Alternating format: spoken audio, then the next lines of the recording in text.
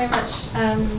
Yes, like as Eleanor said, my first language was in Suttonese dialect, and because I moved to Manchester when I was 4, my second language was Lancastrian. That's really funny for the British people in the room. And I'm an economist. I try to untangle the wet laundry of the Chinese financial system. And just reflecting on what was said earlier about the need for private time, a lot of my poetry arises during Quaker meeting, which is a meeting for reflection or meditation or worship, depending on what you need. And we're starting to start that again in Beijing on Sundays, so if you're interested in some communal silence, it sounds a bit like this. And we can do that together if you like. So the first couple of poems are about being in different places, and the second couple of poems are about being with different people. So this is 739 Ermei City. The summer soon gone, I was walking in my first hometown. The watchman at the district gate watched me like a stray white cat, unthreatening. When you have moved homes like a cat moving dens, what does it mean to be homesick for your original owner? You're never homesick for somewhere. You're only homesick for some time before the tarmac rolled over. Instead of homesickness, I only feel a confused nausea for the parallel lives that go running with me along Ermei River. Now the river is shallow in the August morning. Slow ripples from dragonflies on the water.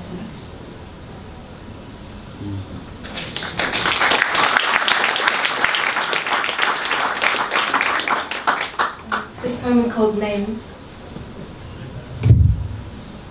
When I was 4 and went to school in Manchester, the kids would ask, "What's your name? Where are you from?" And I would say, "You saw summer," which is Suttonese for the kind of bewilderment you have as a kid from inner mountain base in China who's just come through Heathrow. There were lots of names in the years that followed, scrawled on my belongings, sometimes by other people. BNP was not our family name, but it showed up on our front door all the same. It didn't matter. I couldn't read English anyway. Life was like the bold red roundabout that stood in the playground of our council estate, which went round so fast you'd almost faint. All you had to do was hold on and make the same sounds as the kids around you.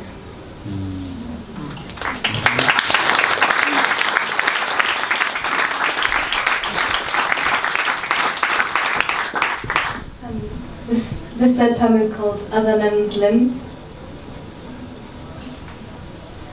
That night, I made you miss your train, and you were glad for the chance to do so. Before my sunrise waking and your midnight insomnia, you made your bed on our kitchen tiles. When I came in at dawn, flushed awake by a latent lust for the morning, the hobs were cleaner than when I had first moved in. I tried to keep it all pristine. I tried, while other men's limbs tumbled in and out of my bedsheets and the tastes of different bodies stay. When Westminster has a swift wind day, I jam the windows open, I air it all out. The sky whips away the clouds.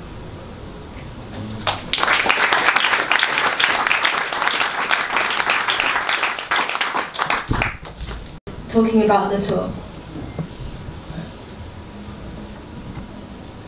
I met you at a birthday party. Yours stood head cocked to the interested side, trying on the face that people make to look engaged in somebody. I took my chance and told you to talk to me about the tour. We met in a pub a few days later. Surrounded by friends and friends' laughter, we ordered something boring and we stared at each other.